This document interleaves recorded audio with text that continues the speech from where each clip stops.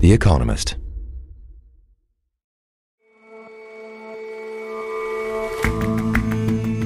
Hello and welcome to The Intelligence from The Economist. I'm your host, Rosie Blore. Every weekday we provide a fresh perspective on the events shaping your world.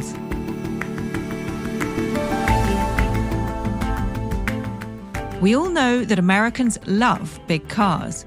But aside from being pricey and polluting, there's another problem with them. Large vehicles are far more deadly than small ones. And many of us never quite grow out of our childhood fascination with dinosaurs. No wonder then that when our correspondent went fossil hunting on Britain's Jurassic coast, she found she was far from alone.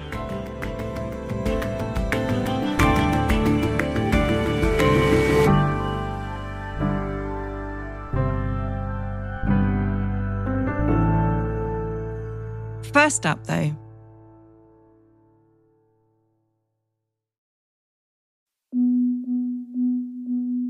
It began yesterday with a series of explosions.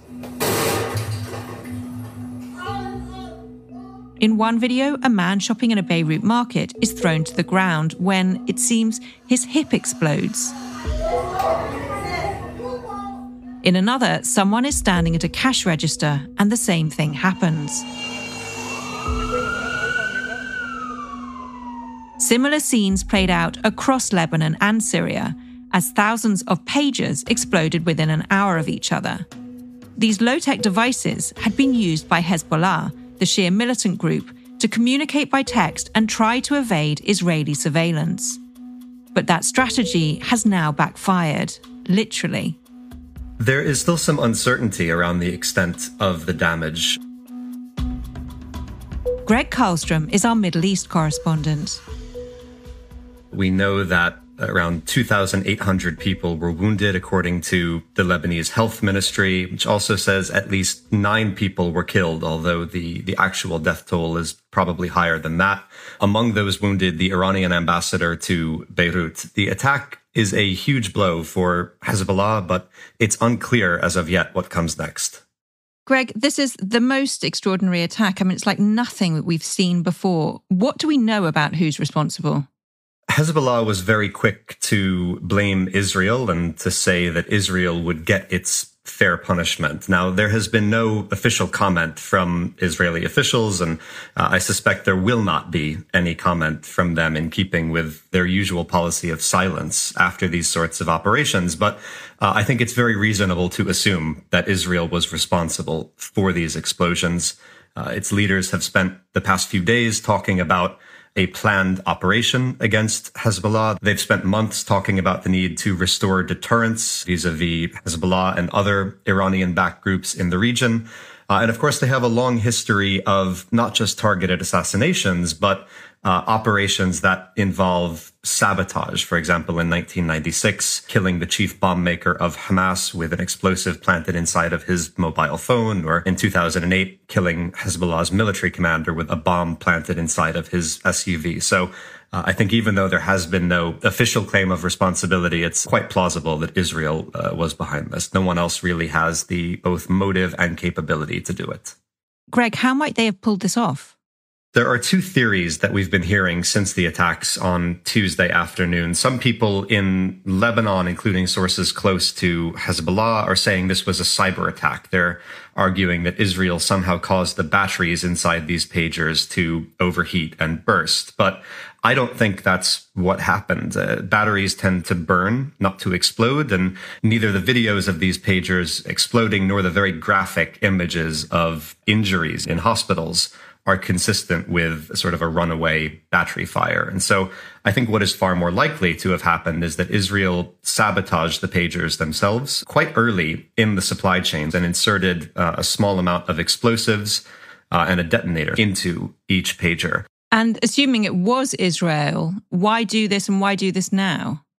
I think that's the most important question, and it's something that everyone has been debating. One possibility is that this was a prelude to a bigger Israeli offensive in Lebanon, the sort of offensive that, again, officials have been talking about for a number of days. And that would make sense if you were planning to invade Lebanon.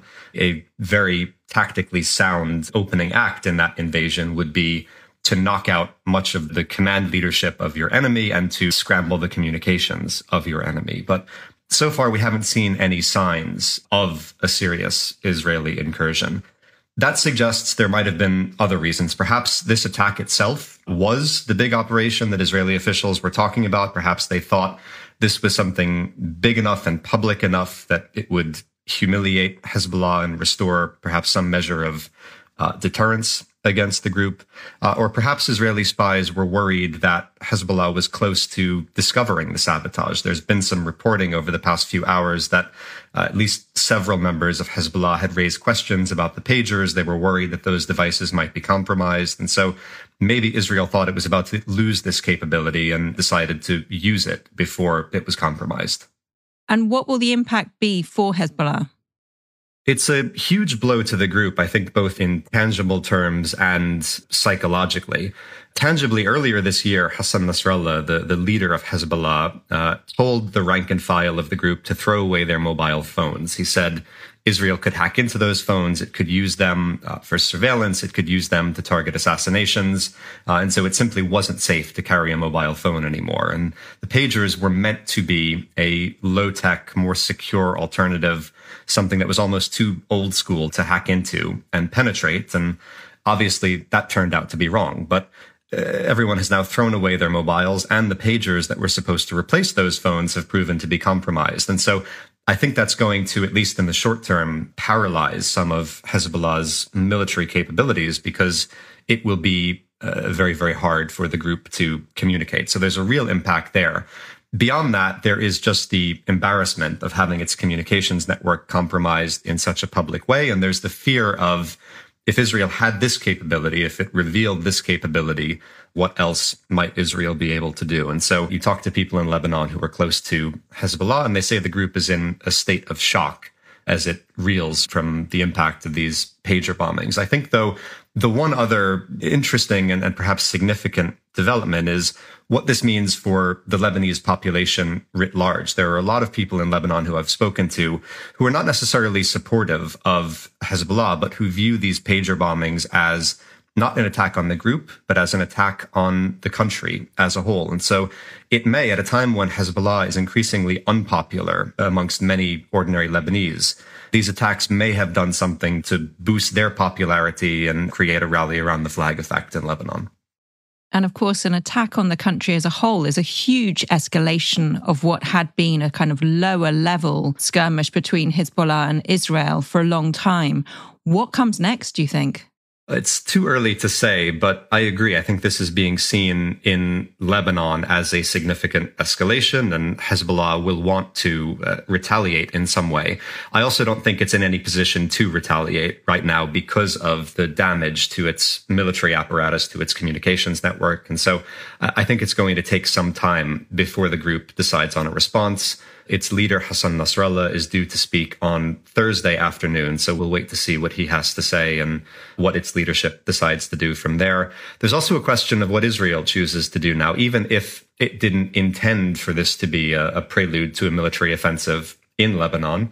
It's possible that some Israeli generals will now look at Lebanon, they will see Hezbollah reeling from this attack and push for a bigger incursion, even if that was not the original plan. So, like so much of what Israel has done over the past year, you can describe this as an operational success, but the longer-term strategic consequences of this attack very much remain to be seen. Greg, thank you very much for talking to us this morning. Thank you.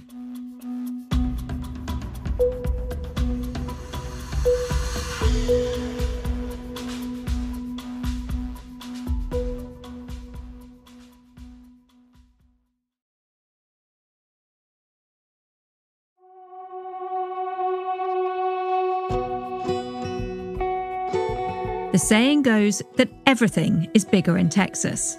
But in the world of motor vehicles, the Lone Star State is by no means alone. In fact, it's no secret that Americans in general love big cars. While Europe is famous for its narrow streets and nippy runarounds, in the US you see suburban mums driving trucks designed to haul farm animals. We designed the F-150 to be tough. Silverado, it's the right truck. We're Ram. Trucks are what we do. But size isn't everything. Big cars tend to guzzle fuel, which is expensive for the driver and for the planet. And there's another often hidden problem with heavy vehicles. Each year, cars kill around 40,000 people in America. Doug Dowson is a data journalist at The Economist. And when you look at it on a per mile basis, the country is about twice as dangerous as the rest of the rich world. So given the scale of this problem, I decided to dig into the numbers and find out why. So you've been analysing the numbers. What do they actually show? So we pulled together 10 years worth of crash data from 14 states, and we were left with a big data set of around 7.5 million crashes between two vehicles. And when we crunched the numbers, we found that, as expected, heavier cars are safer for their passengers than lighter ones. But then when we looked at deaths in the other cars, the cars that they crashed with, we found that the heaviest vehicles, so those top 1% of vehicles, they were responsible for 37 deaths for every 10,000 crashes that they were involved in, compared to around 6 for like a typical car. So the net result of all that is for every life that the heaviest SUVs and trucks save, more than a dozen lives are lost in smaller vehicles. So that's pretty astonishing data. Why is the US still allowing these vehicles on the road? One of the big reasons is the regulation that car makers face in America versus the rest of the world. So America's top regulator, which is the National Highway Traffic Safety Administration, they give out safety ratings each year to new cars, and those are based on crash tests, and they're all based on the safety of the occupants of the vehicles in question. But they completely ignore the consequences for others on the road. So that includes other drivers, cyclists, pedestrians. So that means that when they're rating, let's say, a 10,000-pound pickup truck, even if that truck just destroys everything in its path, every single crash results in a serious injury or fatality, if that truck protects its own driver, it will earn a 5-star safety rating. That is a big difference from in Europe, where the regulators take account of the safety, not just for the driver of the car, but others on the road. And is that why Americans love big cars? Because they feel they're safer? Well, I posed this question to folks that I spoke to for the story, and a lot of people were kind of skeptical of that argument. They said Americans like big cars for a lot of reasons. They're roomier, they can tow things, they can do work in sort of more rural places with them, with these big trucks. They're more powerful. They sit higher up on the road, so they have better visibility of the road. So I think there's a lot of reasons why Americans love big cars, and I think safety is probably not the top one. And there's a lot of other reasons too. I mean, policies around regulating cars incentivize Americans to buy the bigger trucks and SUVs. So America's tax system subsidizes heavier vehicles by setting more lenient fuel efficiency standards for light trucks. And then there's also big tax breaks for companies that buy heavy-duty vehicles for their business. They can deduct a big portion of that cost when they're filing their taxes each year. So you're just seeing bigger and bigger trucks. And the electrification of vehicles, of the fleet, is only going to make this problem worse. One source that I spoke to said that it's going to put this problem on steroids, is what he said. So basically, when you add a battery to a car, it adds thousands of pounds of weight. These batteries have to pack a lot of energy. And so you have the combination of these two factors. You have Americans preferring to buy big SUVs and trucks, and car makers moving towards electrification. And so it just makes these vehicles even bigger. And one sort of eye-popping stat that I came across writing the story was that the GM Hummer EV weighs around 10,000 pounds, and the battery pack alone weighs about as much as a Honda Civic. It's extraordinary stuff. Doug, what can be done then to make America's roads safer? You could try to crack down on this problem. You could place limits on the weight of the vehicles that people could drive without a commercial license. So in America, someone with a regular license can drive a vehicle that's 26,000 pounds. And in Britain and the rest of Europe, you basically can't drive anything that's bigger than around 7,000 or 8,000 pounds. So, you could restrict the weight of the cars that, regular people can drive. You could try to regulate it so that the car makers just can't build these kinds of vehicles that weigh this much. I don't think that will be successful in America. I mean, everyone I spoke to said it would be politically basically impossible to try to restrict these types of vehicles from getting on the road.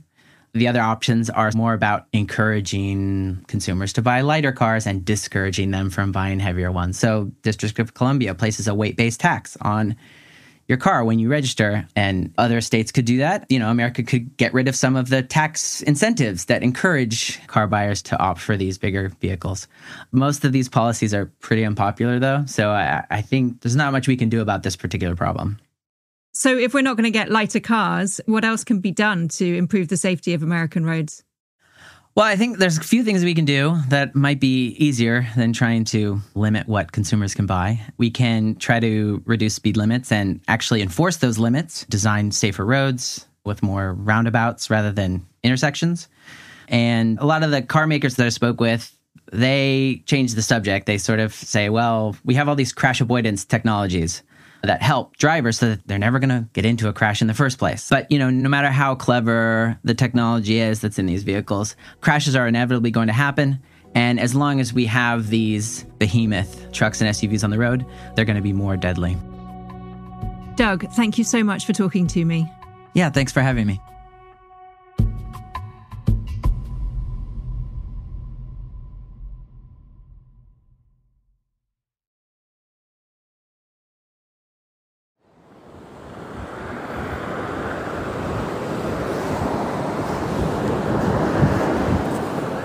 At the end of summer, I got up at the crack of dawn and went down to a stretch of beach on England's Jurassic coastline. Katie Bryant is a senior video producer. I was there to meet professional fossil hunter Lizzie Hingley. Hi, Lizzie.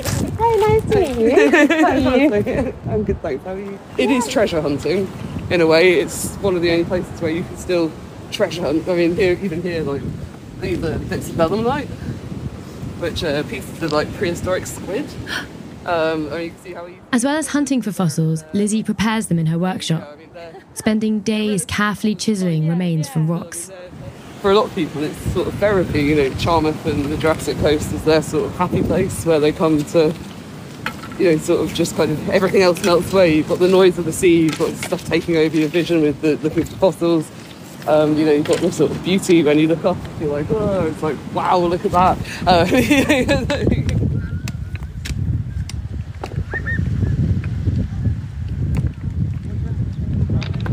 Despite it being first thing in the morning, Lizzie and I aren't alone on the beach. The shoreline is packed with people searching for fossils. There's gangs of small children wielding hammers, and they're all searching for fossilized ammonites. Those are small squid-like creatures that swam in a shallow tropical sea hundreds of millions of years ago. They're mostly preserved in pyrite, which is otherwise known as fool's gold. And this stretch of coast is absolutely full of them. It has a near-perfect geological record from the Mesozoic era. That's between 66 and 252 million years ago. The rocky beach is surrounded by cliffs, and frequent landslides bring the cliffs and its contents all the way down to the beach. Tumbling down. Oh, yeah. Yeah, so we have to watch out to see all that fresh stuff there. You can see there's no seeds being on it. But this is a kind of slow moving slip. It's all coming. Yeah. One expert I spoke to described it as like fossils on a conveyor belt. That's what you want. So this video is called Fossil Hunting Tips and Tricks, and one of the tricks is to get out of bed early in the morning. Videos on social media really drive the enthusiasm. They often show rocks breaking apart to reveal perfectly formed fossils after only 1 or 2 taps with a hammer. And excitement about these finds is leading people astray. Emergency services on the Jurassic Coast have recently rescued fossil hunters from cliff edges and mudslides. Good afternoon. Hello. Hi there. How are you doing? I'm fine. Can I suggest we try and stay on the beach? Oh, yeah, okay, sure. This stuff here really is very unstable. No, that's all right. Yeah. Stuart Godman is a fossil warden. His job is to persuade people to hunt on safer ground. We want people to come fossil hunting, but we want them to do it safely. We want them to go away and then come back again another time. Whereas if they end up underneath a big rock, they're not going to come back. This stuff here really is very unstable. Although the vast majority of rule breakers are polite, Stuart did tell me that occasionally someone throws a wobbly, as he puts it.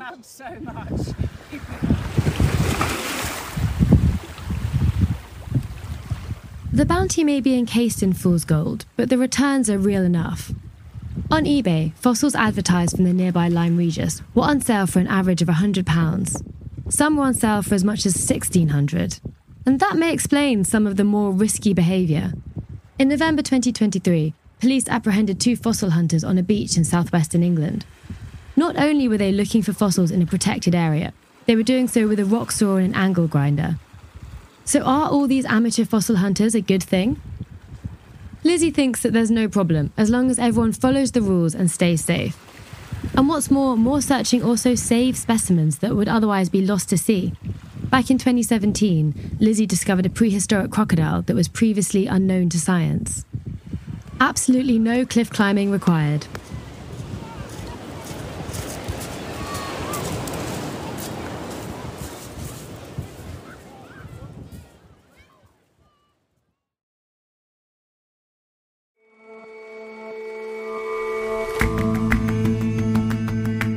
Hunting for fossils isn't the only reason to go out and enjoy the landscape. This week on Babbage, our science podcast, Professor Kathy Willis explains the health benefits of spending time in nature. The show goes out today, and you'll need to be a subscriber to listen. That's it for this episode of The Intelligence. Do send us any thoughts. You can get in touch at podcasts@economist.com. We'll see you back here tomorrow.